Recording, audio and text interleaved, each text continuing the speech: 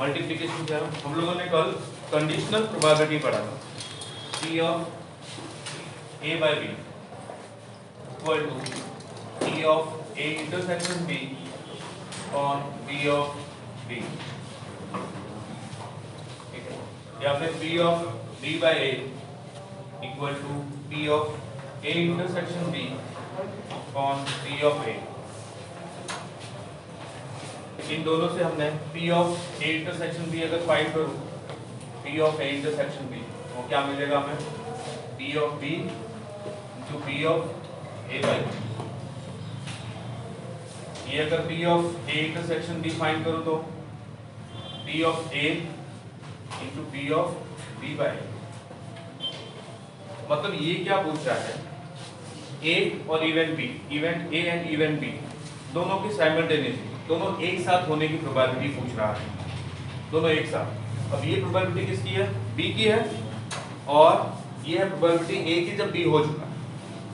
दोनों का प्रोडक्ट मिला, समझ में आया? A इंटरसेक्शन B, दोनों एक साथ इवेंट हो रहे हैं, उसकी प्रोबेबिलिटी क्या होगी? कोई एक इवेंट हो गया, अब दूसरा हो रहा है, लेकिन दूसरे की सीधी प्रोबेबिलिटी नहीं है। दूसरे की प्रोबेबिलिटी कब है? जब फर्स्ट वाला हो चुका है। जैसे देखो, आप इसको ऐसे समझिए, जैसे मेरे पास 10 ब्लैक बॉल है एंड 5 व्हाइट बॉल है एक बैग के अंदर, ठीक है। अब मैं कोई भी एक बॉल वहां से उठा रहा हूँ, उसके व्हाइट होने की प्रोबेबिलिटी, ठीक है, सुनिएगा ध्यान से। आपके पास 10 ब्लैक बॉल और 5 व्हाइट बॉल है एक बैग के अंदर, उसमें से कोई भी एक आपने बॉल उठाया, फिर उसको रखी नहीं इसके अंदर, बाहर ही रखी, फिर दूसरी बॉल उठाई, ठीक है। अब पहली बॉल के व्हाइट होने की प्रोबेबिलिटी कितनी है? अगर 10 ब्लैक है और 5 व्हाइट है,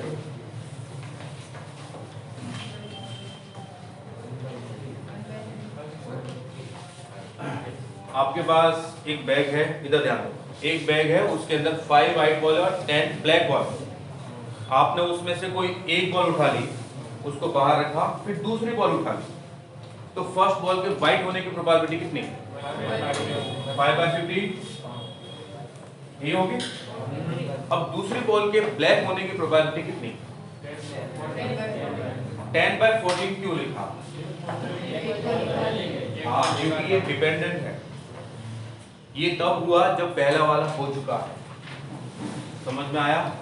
अब अगर मैं आपको बोलता हूँ कि आपके पास एक बैग है जिसके अंदर 10 ब्लैक बॉल है 5 व्हाइट बॉल है एक बैग के अंदर, मैंने 1 बाय 1 दो बॉल उठाई विदाउट रिप्लेसमेंट, रिप्लेस नहीं किया, और आपसे पूछा कि इसमें से कोई एक फर्स्ट वाली ब्लैक और सेकंड वाली व्हाइट होने की प्रोबेबिलिटी कितनी, तो आपने लिखा P of A intersection B, या फिर इसको W इंटरसेक्शन ब्लैक लिखा हुआ। इसका मतलब क्या? व्हाइट एंड ब्लैक होने की प्रोबेबिलिटी व्हाइट होगी, probability of white into probability of black when white है ऑलरेडी आ चुकी है। क्या ये बात समझ में आ रही है?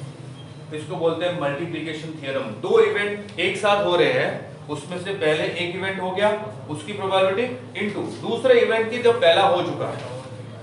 क्लियर है ये बात? ठीक है।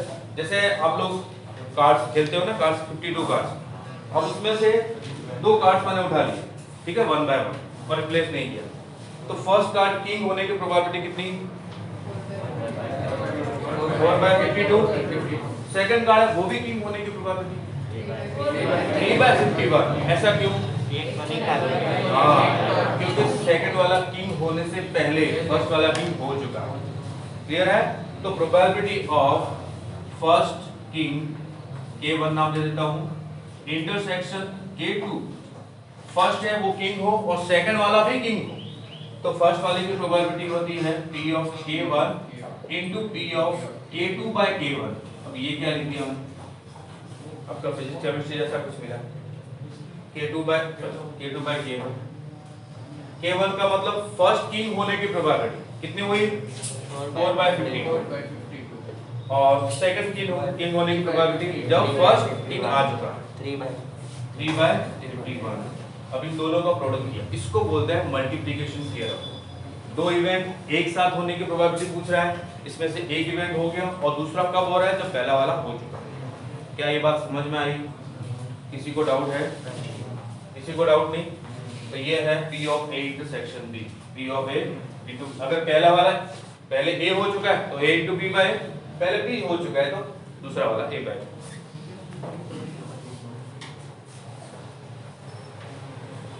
हाँ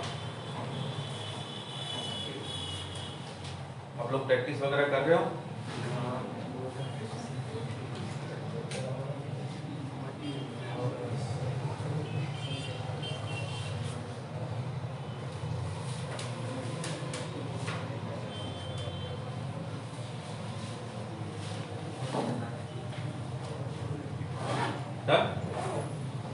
नेक्स्ट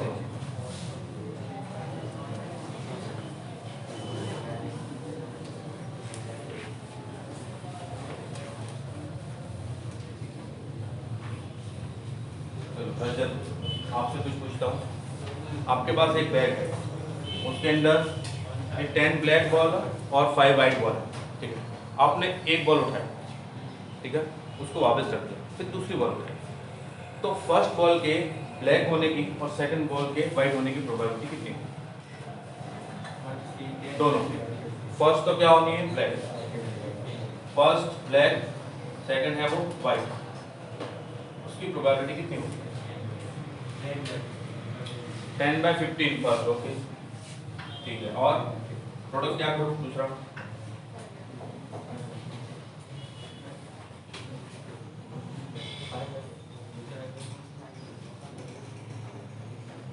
मैंने एटम बम बनाने का फॉर्मूला नहीं पूछा कितना सोच रहा है? 5/15, 5/15, ठीक है। ऐसा क्यों? क्योंकि हमने बॉल को फिर से रिप्लेस कर दिया। अब एक इवेंट है वो दूसरे इवेंट पे इंडिपेंडेंट, एक इवेंट है वो दूसरे इवेंट पे डिपेंडेंट नहीं है। पहले क्या हो रहा था, हमने कोई एक बॉल निकाल ली, अब उसके अंदर 15 की जगह 14 रह गए, वो डिपेंड करेगा दूसरा वाला। अभी आपने वापस रख दिया तो अब डिपेंड नहीं करता। समझ में आया? अब जैसे कार्ड की बात करो, आपके पास 52 कार्ड है, कोई भी एक कार्ड निकाला, वैसे वो मैजिक करते हैं ना, ऐसे देखो इसमें ऋतिक रोशन दिखेगा, फिर वापस रख दिया, फिर दूसरा निकाला।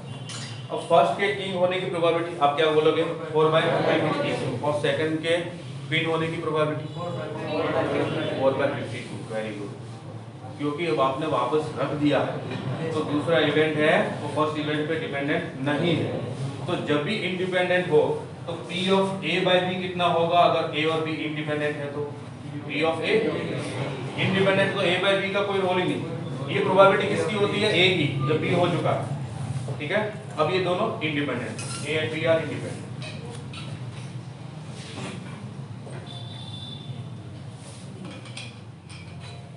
इंडिपेंडेंट तो P of A by B कितना? P of A and P of B by A कितना? P of B। तो अब मुझे बताओ P of A intersection B कितना होगा? P of A into B। अब अगर आपको कोई दो इवेंट दे दिया जाए, उनकी साइमल्टेनियस अगर होने की प्रोबेबिलिटी और अलग-अलग प्रोबेबिलिटी गिवन हो, तो आप पता कर सकते हो कि वो इंडिपेंडेंट है या नहीं, ठीक है। P of A intersection B है, उसकी probability P of A into P of B दोनों के प्रोडक्ट के इक्वल होनी चाहिए। अगर इक्वल है तो दोनों इवेंट है वो इंडिपेंडेंट होंगे। क्या ये बात समझ में आई? किसी को डाउट है क्या? नहीं है? चलिए अब इसको समझिए, एटलीस्ट वन।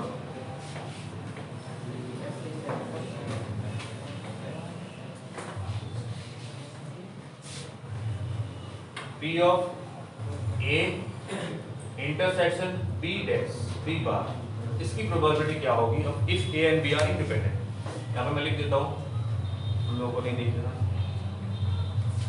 इतना बोर्ड तो दिखता ही नहीं होगा, जो घर पे बैठे आराम से फरमा रहे इतना तो दिखता ही नहीं, इसके बाद का फिर वो समझ में नहीं आता।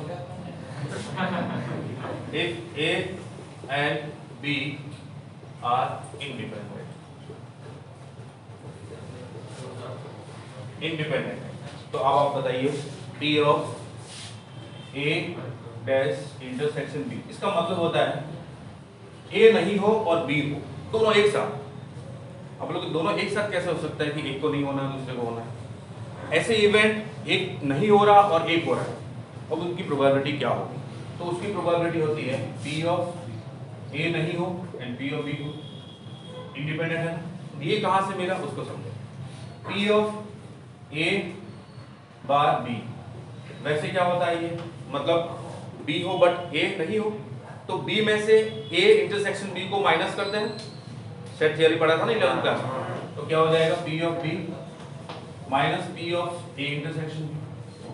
अब ये पहले बता चुके A एंड B क्या है, इंडिपेंडेंट, तो A इंटरसेक्शन B क्या होगा, P of A into P of B। अब इसमें से आप क्या करोगे, P ऑफ B कॉमन, पीछे क्या बचेगा, 1 माइनस P ऑफ A क्या होता है, P of A bar P of A, वही तो बोला, P of A bar intersection B होता है अगर A और B इंडिपेंडेंट हो तो P of A bar into P of B। क्या ये बात समझ में आई आप लोगों को? एक्सप्लेन। अगर आपसे ऐसा पूछता हूँ P of A intersection B बार, ये कितना होगा, very good, P of A into P of B बार। अगर ये पूछा जाए P of A bar intersection B बार, तो क्या लिखोगे, P of A bar into P of B बार। ये भी नहीं और ये भी नहीं, ठीक है। इसको प्रूव करते देखिए कैसे। इसका प्रूफ तो बिल्कुल ऐसे ही आएगा, इसका proof P of A intersection B बार क्या होता है ये, अगर सेट थ्योरी के अकॉर्डिंग देखें तो P of A union B whole bar, A होता है B Morgan's law, A dash intersection B dash equal to A union B whole dash, ठीक है। अब ये इसको क्या लिख सकता हूँ, 1 minus P of A union B, ऐसा लिख सकता हूँ, universal minus A union B। अब यहाँ पे यूनिवर्सल तो 1 ही होता है।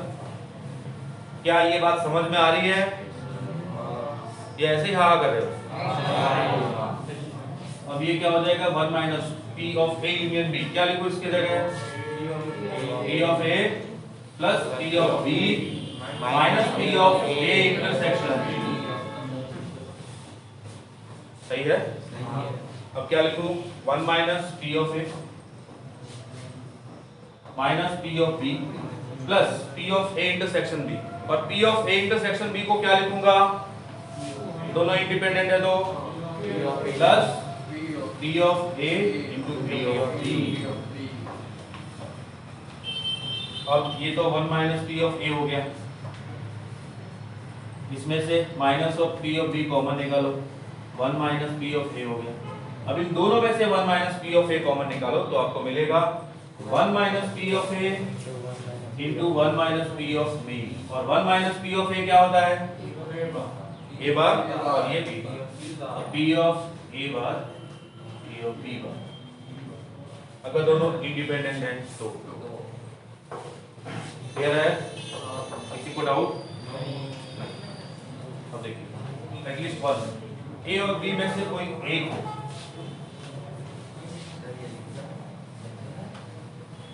ये लिखना था, हाँ बोलो।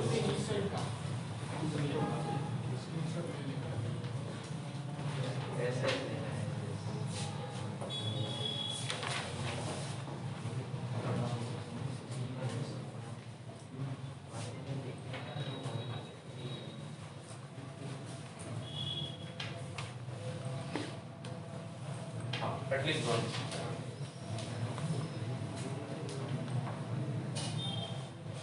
A और B इन दोनों में से कम एक हो, दो भी हो सकते हैं, मतलब P of A union B, इसका मतलब भी वही होता है एटलीस्ट वन, और ये क्या होता है P of A plus P of B minus P of A intersection B, ये तो आपको पता है। और A और B इंडिपेंडेंट है तो P of A intersection B क्या हो जाएगा, P of A into P of A plus P of B minus P of A into P of B equal to क्या लिखा है, कैसे इसको ऐसा लिख सकते हैं 1 माइनस 1,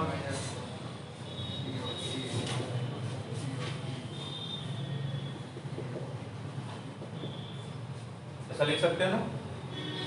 अब ये क्या बन गया, 1 माइनस, यहाँ से ब्रैकेट लगाओ तो 1 minus P of A minus P of B and plus P of A into P of B,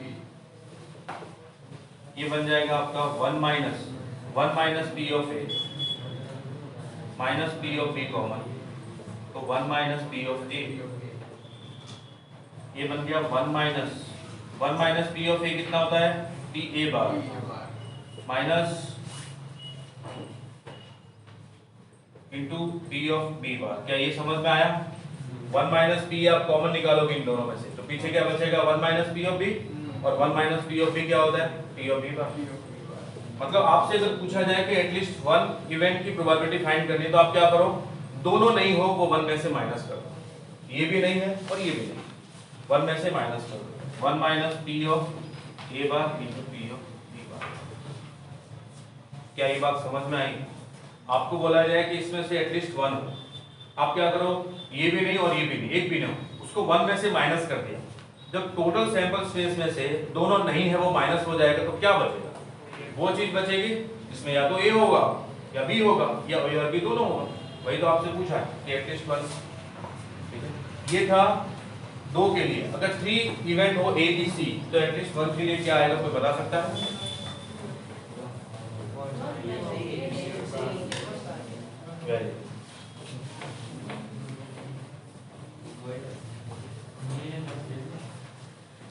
A and B are independent है, तो A, B and C are independent event।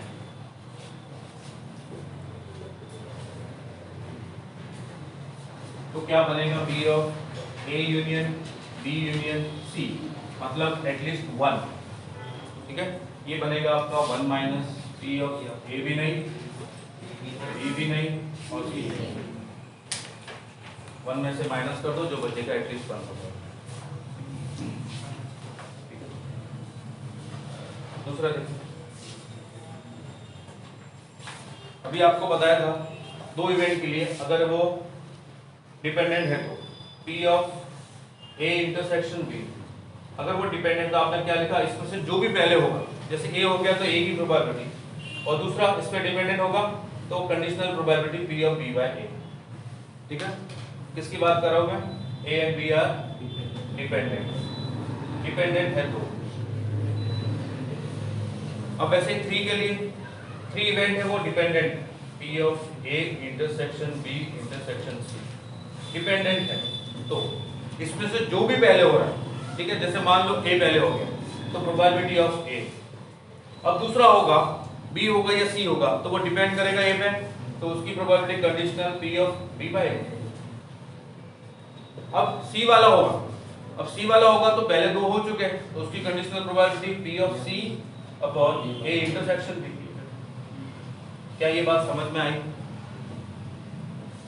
Dependent है तो ध्यान से देखो, अगर डिपेंडेंट है A B C, A होगा तो B होगा, B होगा तो C होगा, समझ में आया? ठीक है, अब देखो जैसे मान लो ये एक बैग है B1, ये दूसरा बैग है B2।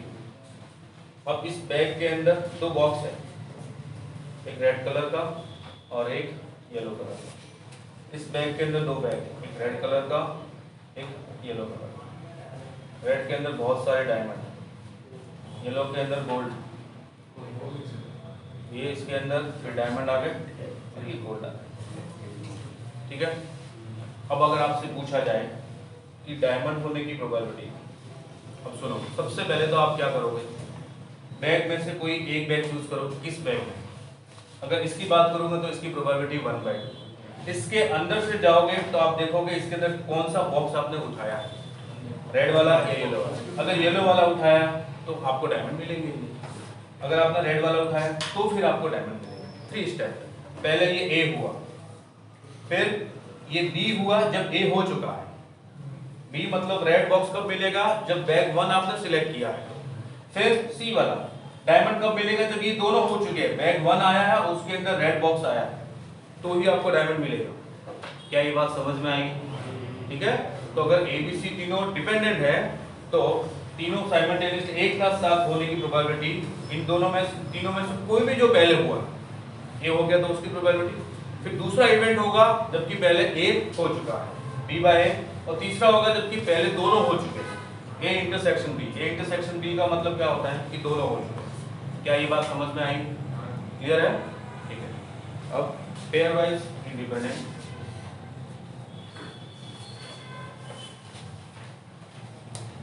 3 इवेंट है ए बी एंड सी।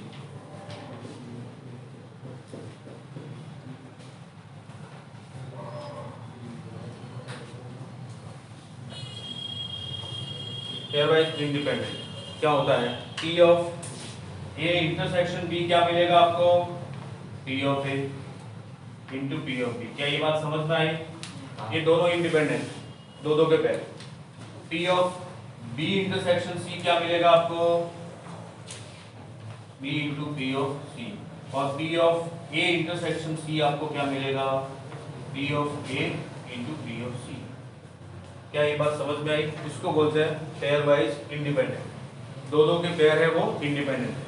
अब इसमें ये जरूरी नहीं ए और बी इंडिपेंडेंट है तो ए का सी के साथ डिपेंडेंट होगा या नहीं होगा। दोनों पेयर तीनों एक साथ इंडिपेंडेंट होंगे ऐसा जरूरी नहीं, दो दो है वो इंडिपेंडेंट होंगे। ए और बी इंडिपेंडेंट है, बी और सी और ए। म्यूचुअली इंडिपेंडेंट क्या होता है,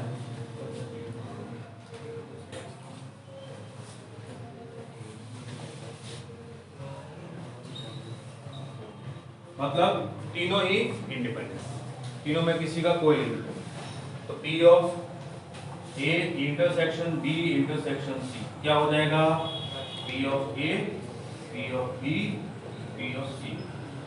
अब आप मुझे बताओ कि अगर आपके पास दो ही इवेंट है और दोनों इंडिपेंडेंट है तो पेयर वाइज और म्यूचुअली दोनों में कोई डिफरेंस होगा नहीं। जब दो इवेंट है तो क्या दोनों एक ही होंगे, पेयर वाइज और म्यूचुअली इंडिपेंडेंट। 3 इवेंट है या 4 इवेंट है या 5 इवेंट है तो आप डिफरेंस कर सकते हो। क्या ये बात समझ में आई?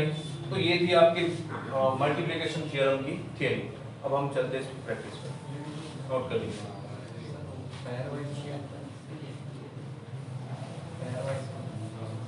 हाँ, ए और बी वो इंडिपेंडेंट है, बी और सी इंडिपेंडेंट है, सी और ए इंडिपेंडेंट, तीनों एक साथ इंडिपेंडेंट नहीं है तो पेयर वाइज।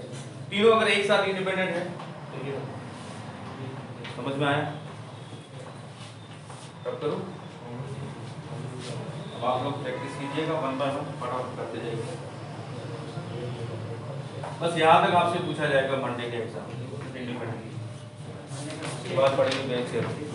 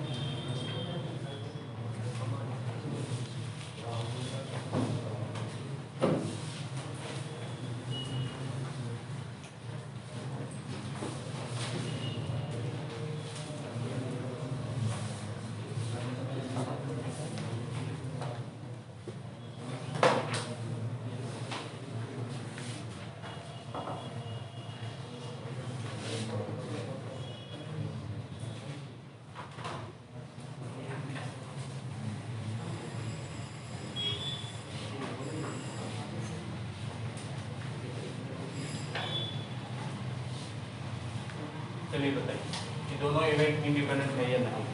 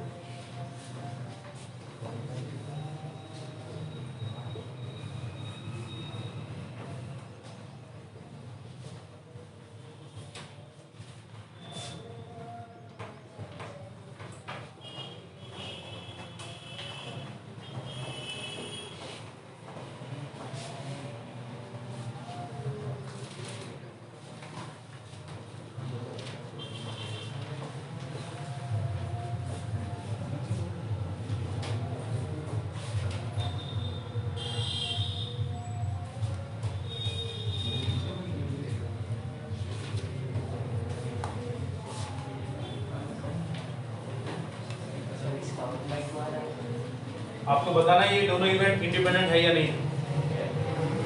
कितने लोग बोल रहे हैं इंडिपेंडेंट है और कितने लोग बोल रहे हैं इंडिपेंडेंट नहीं है? ऐसे कितने लोग जो कुछ भी नहीं बोल रहे? इंडिपेंडेंट है ना? चलो बताओ प्रोबेबिलिटी ऑफ ए क्या आएगी? 18/36 मतलब 1/2 एंड प्रोबेबिलिटी ऑफ बी क्या आएगी? 1/2 and probability of A intersection B क्या आएगी? 1/4 9/36 ना, तो 1/4। अब देखो P of A intersection B कितना होगा? P of A into P of B के इक्वल है या नहीं है ना? अगर दोनों इक्वल है तो दोनों इवेंट कैसे क्या ये आपको समझ में आया है? किसी को डाउट है तो ये वाला करके बताओ।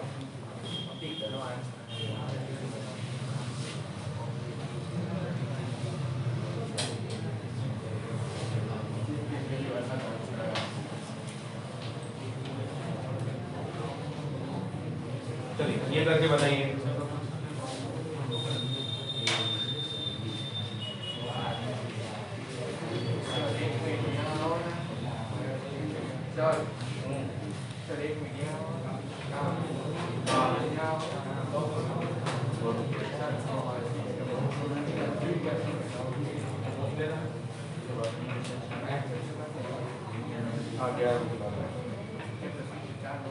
हाँ जिसके भी डाउट है 11 बजे बात पूछिए। फिर अब करो भी ये सॉल्व करके बताइएगा क्या पूछा है। पढ़िए, नहीं समझ में आ रहा है तो पूछ लेना।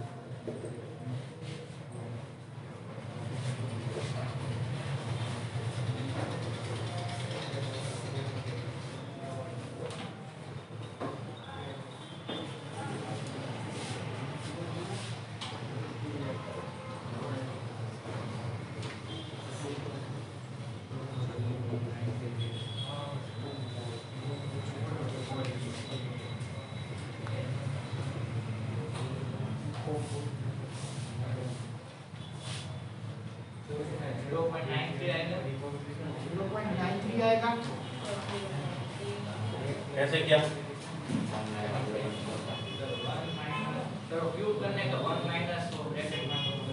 1 माइनस किसका क्यूब? 1 का क्यूब 0.4 1 माइनस 0.6 का क्यूब 0.4 का क्यूब 1 माइनस 0.4 का क्यूब का क्यूब आएगा एटलीस्ट 1 हो। इसका मतलब क्या? 1 माइनस एक भी नहीं हो।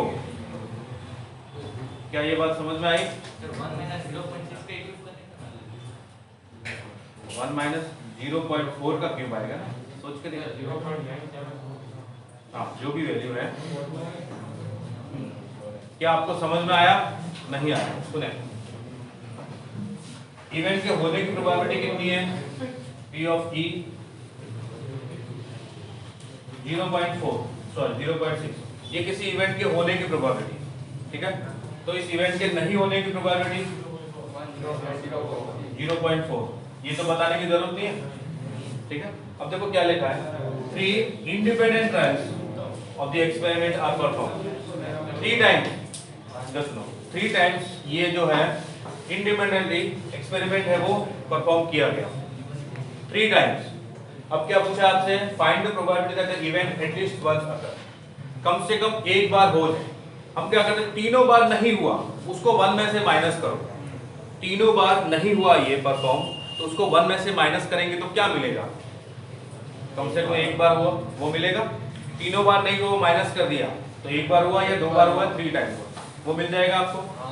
तो ये मिलेगा 1 minus P of E bar into P of E bar into P of E bar, तीनों टाइम नहीं हुआ, उसको 1 में से माइनस कर दिया, क्या बन जाएगा ये 1 माइनस 0.4 का होल क्यूब। अब समझ आया क्या?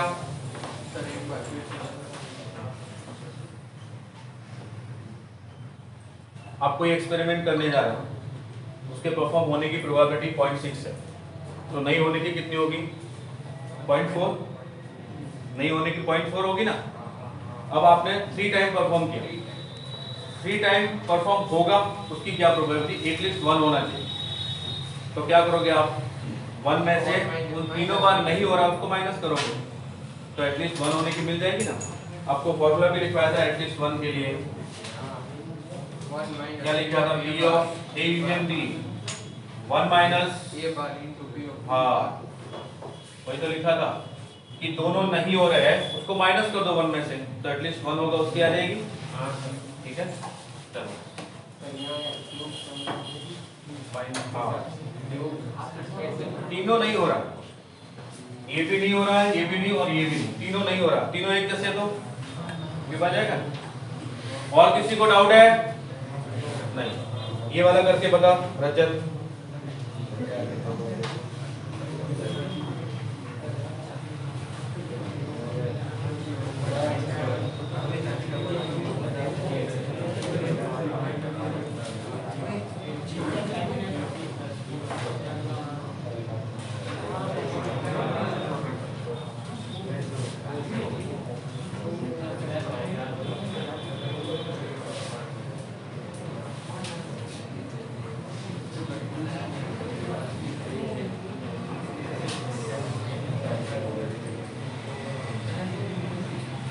रजत ये बता दो जल्दी से, बहुत ही सिंपल क्वेश्चन है, इससे सिंपल तो क्या बनाएंगे।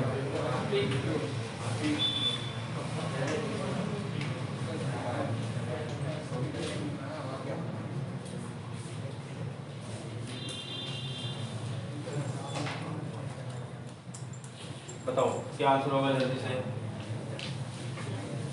ये रब करो ना।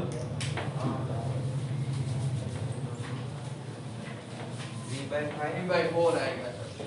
और कोई 3/5 और कोई 19/90 कितना 19/90 फिर से चेक कर, 3/4 है, 3/5 बताओ जल्दी फटाफट। 3/20 3/20 और कोई 3/5 गर्ल्स में से किसी ने किया 2/4 नहीं, और 3/5 और 70 तो फिर से देखो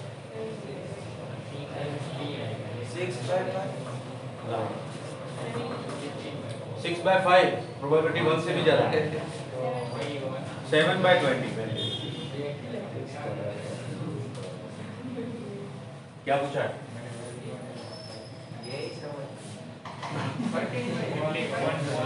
जैसे तेरे को और इस हर्षद को दोनों को मैंने बुलाया, तुम बाहर घूमने गए, ठीक है, मैंने तेरे से पूछा तू क्या करने गया, तूने कुछ और बताया, इसने कुछ और बताया, मतलब दोनों में से कोई एक झूठ बोल रहा है, एक सही बोल रहा है, सही है ना।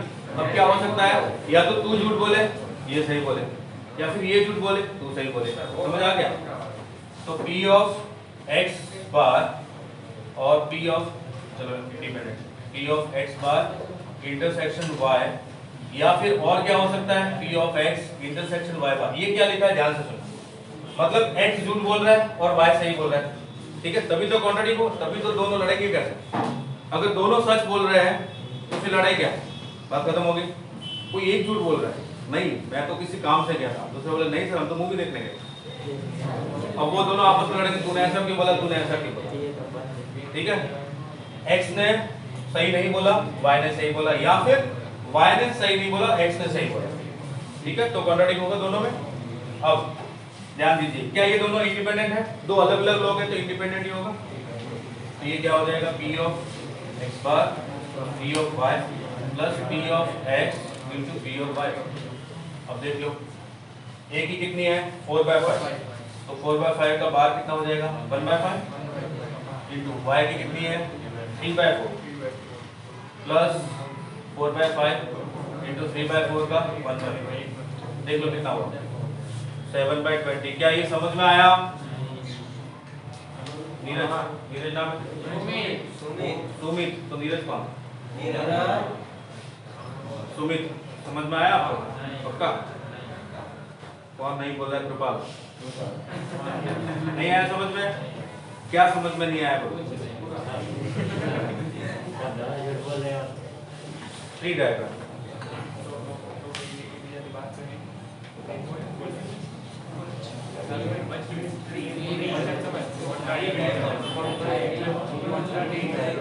देखो क्या होता है, कई बार आपके पास बहुत सारे एक्सपेरिमेंट हैं और बहुत सारे उसके अंदर इवेंट्स हैं।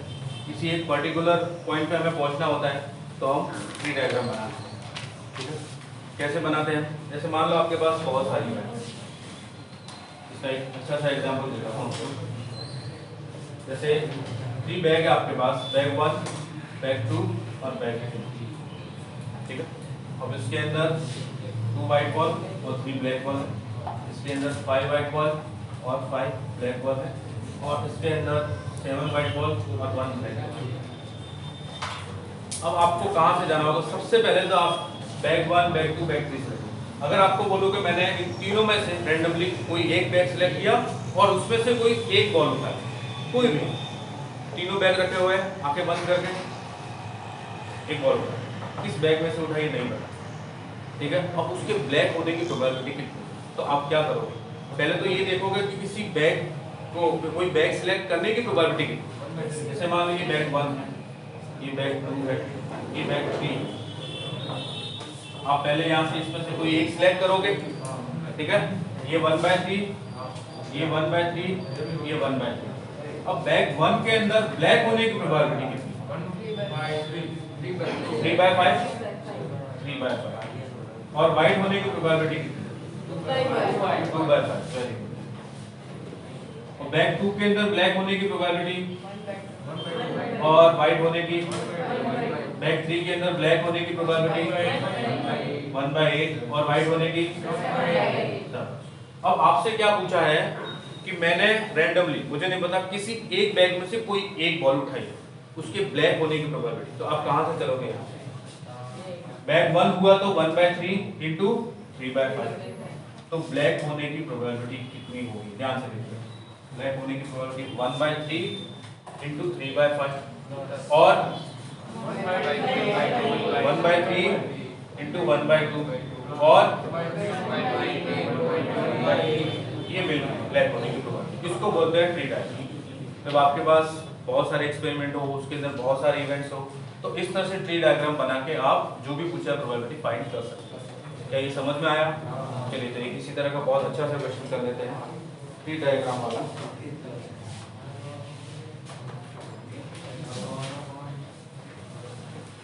अगर आप समझने की कोशिश करोगे तो सब कुछ समझ में आएगा। पहले डिसाइड कर लिया कि समझना ही नहीं है तो कुछ भी समझ में नहीं है।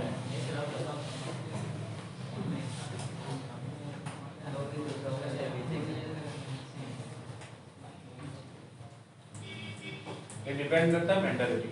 आप लोगों ने क्या सोच रखा है? किसी ने सोच रखा है मुझे जेईई मेन क्रैक करना है, किसी ने सोच रखा है जेईई एडवांस क्रैक करना है, किसी ने सोच रखा है मुझे बोर्ड में बहुत अच्छे मार्क्स, किसी ने सोच रखा है मुझे भजिया तलना है। मैं तो घर वालों ने जबरदस्ती भेजा इसलिए आया हूँ, मुझे एग्जाम से कोई लेना देना नहीं है, तो फिर उसको कुछ भी समझ नहीं है। ये डिपेंड करता है आपकी सोच। चलिए ये वाला क्वेश्चन करके बताएंगे आप लोग।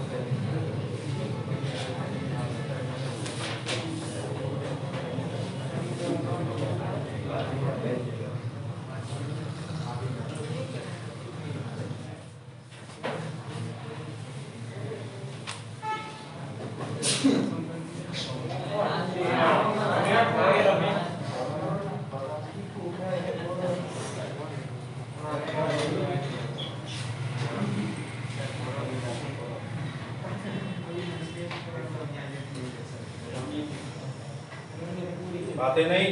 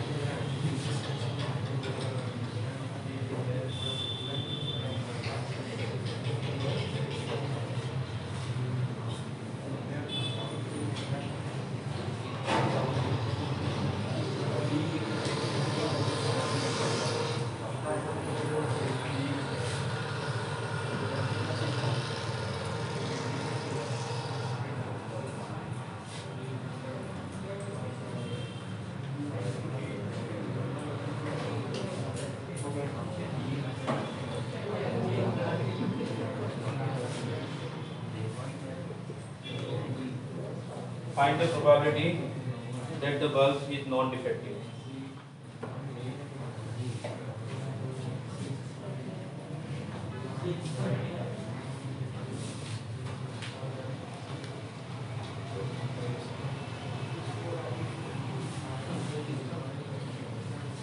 Second है, if bulb is not defective,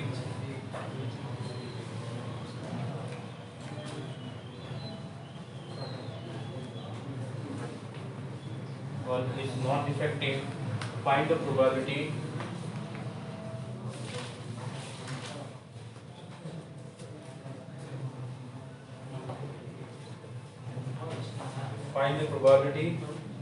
that it came from bag C. Came from bag C. चलिए अब बताइए फर्स्ट का क्या आंसर आएगा और सेकंड का क्या?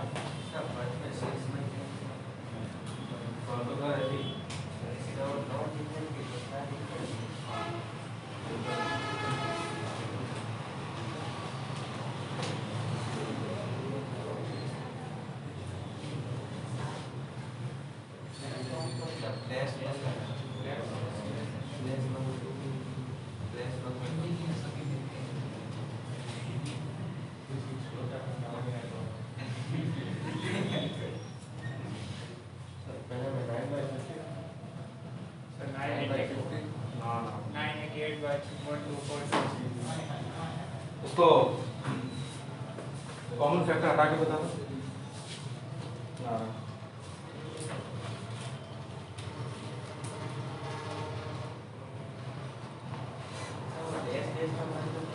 डैश का मतलब ये चीज यही लिखी हुई है।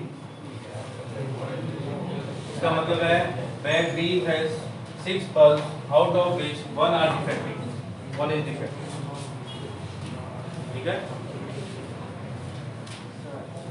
247 by 310 247 by 310 310 तेरा 9 by 15 9 by 50 और किसी ने 247 by 247 सही है, उसके नीचे अपॉन में 310 यहाँ थोड़ी सी मिस्टेक, उसको चेक कर। तो ट्री बना रहे हैं। हाँ बनाओ बनाओ।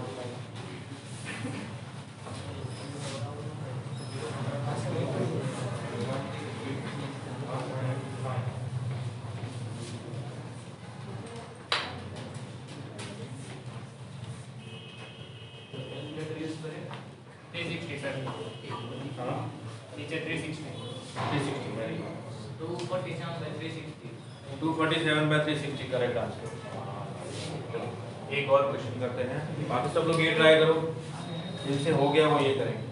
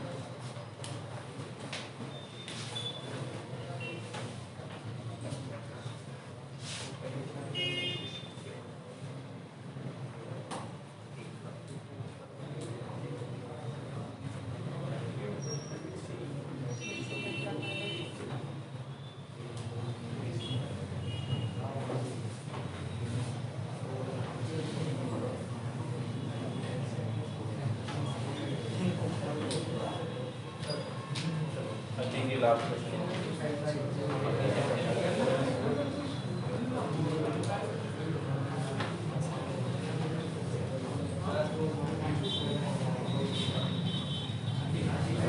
हाँ सेकंड वाले का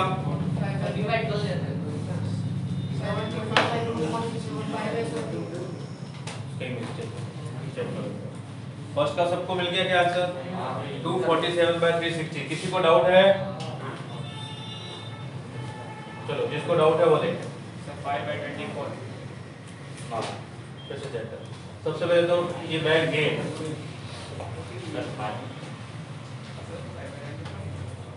bag B and bag C. यहाँ तक तो किसी को डाउट नहीं है ना? बैग ए की प्रोबेबिलिटी 1/3, बैग बी की और बैग सी की 1/3। ए के अंदर फिर आगे नॉन डिफेक्टिव की और डिफेक्टिव की, इसके अंदर नॉन डिफेक्टिव की और डिफेक्टिव की, इसके अंदर नॉन डिफेक्टिव की और डिफेक्टिव की। ठीक है, नॉन डिफेक्टिव की प्रोबेबिलिटी बैग ए के अंदर कितनी होगी? नॉन डिफेक्टिव की कितनी होगी? 6/10। Very good. और डिफेक्टिव की 4/10। बैग बी के अंदर नॉन डिफेक्टिव कितना होगा? 5/6 और डिफेक्टिव 1/6।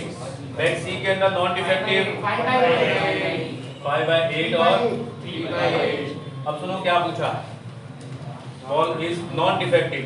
तो सबसे पहले ये probability of non defective bag है 1/3 into 6/10, 1/3 into 6/10 plus 1/3 into 5/6, 5/6 plus 1/3 into 5/8। देखो ये कितना आ रहा है? 247/360 ना। अब क्या दिखा है? If ball is sorry bulb is non defective, non defective तो है, ठीक है, नॉन डिफेक्टिव तो है, ये पहले बोल दिया है, और वो किससे है? बैग सी से है, ये आपको फाइंड करना है। अब कंडीशनल आ गए, फाइंड द प्रोबेबिलिटी सी होनी चाहिए और टोटल नॉन डिफेक्टिव।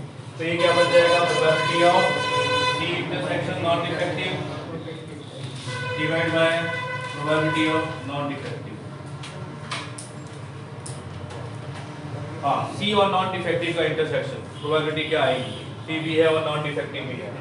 ये रहा, सी भी है और नॉन डिफेक्टिव है। 1/3 into 5/8, ठीक है, 1/3 into 5/8, 1/3 into 5/8 अपॉन इसका कितना आएगा? टोटल आपने फाइंड कर लिया 247/360। देखो कितना आएगा? 247/360 कितना आ रहा है? चेक करो। 75/247 75/247। अभी किसी को डाउट है? No doubt? वो वाला सॉल्व करके बताओ, उसको जल्दी से नोट करो, मैं रब करता हूँ। एक बार कुछ हो सकता है।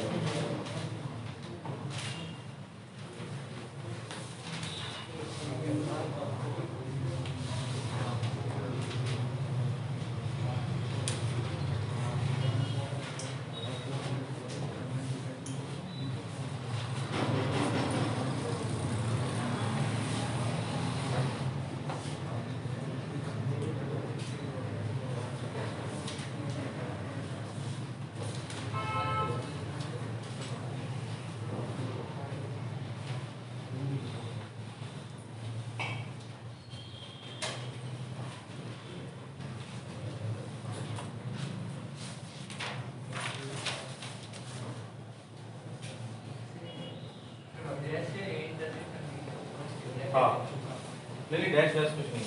Probability of A intersection B for A union B. तो न्यूमरेटर में तो क्या आएगा? ए इंटरसेक्शन बी और ए यूनियन बी का इंटरसेक्शन। कोई बता सकता है कि ए इंटरसेक्शन बी और ए यूनियन बी का इंटरसेक्शन क्या होता है?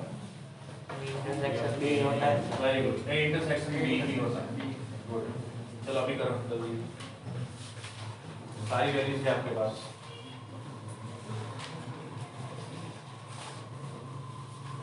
एक और क्वेश्चन कर लेते हैं।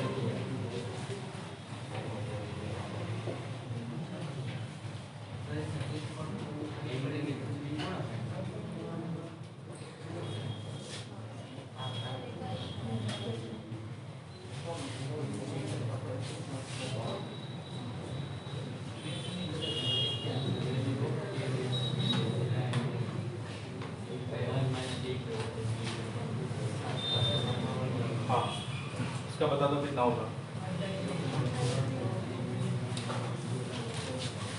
ए यूनियन बी कितना मिला आपको? 0.75 ए यूनियन बी, और ए इंटरसेक्शन बी कितना मिला? ये होगा 0.95 माइनस 0.20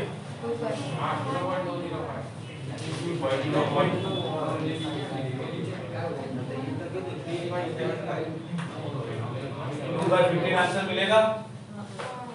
2/15 मिलेगा सबको? 0.27 आ रहा है। देखो A dash intersection B dash का मतलब क्या? P of A union B का होल डैश ए होता है डी मॉर्गन्स लॉ, और P of A union B whole dash होता है P of A union B, उसको 1 में से माइनस। अब इसकी वैल्यू कितनी ले रखी है? 0.25। 1 minus 0.25 equal to P of A union B कितना हुआ?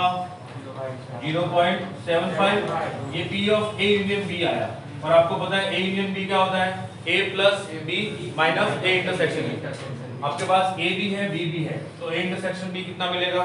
इन दोनों का सम करो। 0.5 0.45 0.95 हुआ। 0.95 में से 0.75 को माइनस करो 0.20, तो P of A intersection B 0.20। अब इन दोनों का रेशियो 0.20 अपॉन 0.75 पॉइंट हट गया, कैंसिल कर दो। 0.259 ठीक है, ये आपको ये हो जाएगा। ठीक है, इसको लिखो जल्दी और सॉल्व कर दो। नेक्स्ट किसकी क्लास है?